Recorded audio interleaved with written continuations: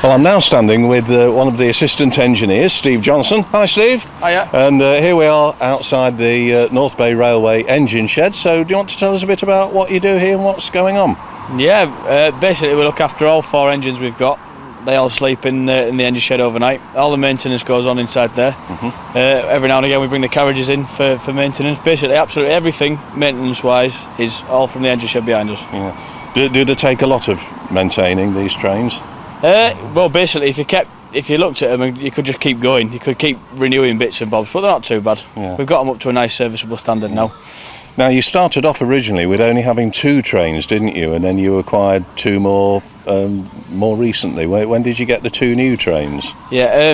Well, basically, the council own Neptune and Triton. They're the ones that have always been here. Yeah. But at the same time, when they were built in the early 30s, Hudswell Clark built Poseidon and Robin Hood, but Poseidon was called May Thompson then. We renamed it Poseidon. Right. Basically, they fell into our boss's hands in about 2005, 2006.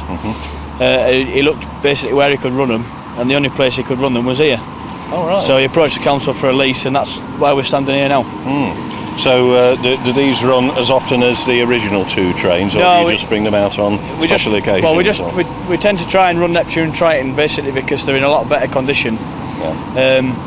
They've also got the safety features installed which prevent the trains having a head-on collision, which Robin Hood and Poseidon haven't got, but we're working on getting them so we can use them more often. And do you get to drive the trains yourself occasionally? Yeah, all the way through the summer. Yeah. Best job in the world. When it's like this. Yeah. Come back in December, it might be different, but I'm sure. Yeah. Yeah. Well, thank you for sparing the time to talk to me anyway, and it's been very interesting. Thank you. Okay.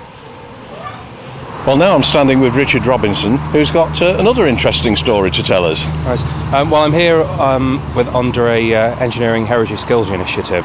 The idea being to train people to try and upskill them to learn heritage skills that are otherwise passing out of sort of commonplace around now. So there's a few people being placed here with it's Heritage Lottery money funded, placed at various places, including a few railways, the National Railway Museum.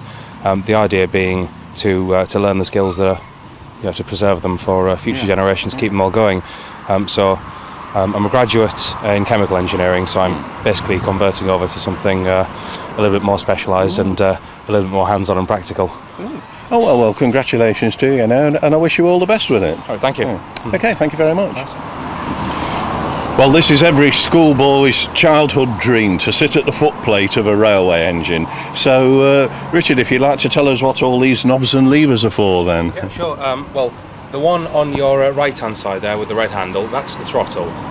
Just like a throttle in your car, except it stays where you put it. You don't have to keep your hand on it all the time. Right.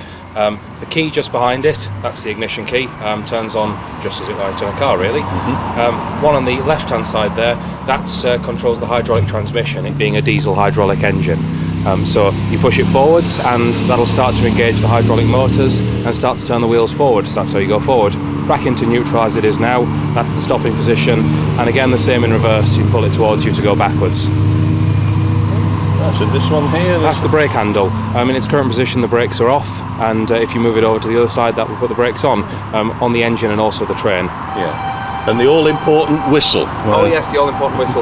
Just a little handle. Is that this one here? Pull it towards you and the whistle will sound. Can I do it? Oh yeah. Woo! Right, well, thank you very much for that anyway. Thank you. Right, so here we are now actually inside the engine shed, and there's this wonderful piece of machinery here named Emily. So tell us a little bit about Emily. Well, Emily used to run at the Russup Miniature Railway, just up the road really. Oh, right, yeah. Yes, she's a Tinkerbell Loco in 7¼ inch gauge, which is 7¼ inches between the wheels. Right. So she's a bit small for here, and she can't run on our rails, apart from the little bit over there we've put down for testing purposes. She came to us a while ago, and she's been steadily undergoing an overhaul here. And is that nearly complete now? Or? Yeah, we're getting there. We had the first steam test with this brand new boiler we've had made just a few weeks ago, which was very promising. Good, yeah. And will you eventually get some rails that she can run on? Well, the idea with Emily is that she's not going to be running here permanently, so she'll move on to somewhere else. Yeah. But we are in the process of looking at building a new steam engine to run here. Oh wow, that'll be interesting then. Yes. We'll have to come and have a look at that when we get started on that. Well, thank you very much indeed, and good luck to Emily.